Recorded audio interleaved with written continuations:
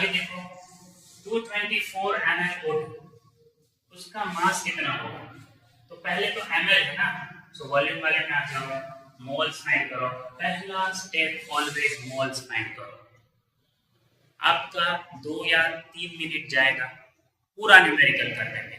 अभी प्रैक्टिस कर रहे हो इसलिए एग्जाम में जब आप करोगे तो 1 मिनट के अंदर ये हो जाएगा। आपको जैसे ही वॉल्यूम दिखा आप मोल्स में कन्वर्ट करना स्टार्ट करोगे। 224 है तो नीचे आप 22.4 नहीं लिखोगे क्योंकि ऊपर लीटर है अगर तो 22.4, ऊपर ml है ना तो नीचे भी ml में कन्वर्ट करो। हो गया ये? तो कितने मोल्स आए? 1/100 आएंगे।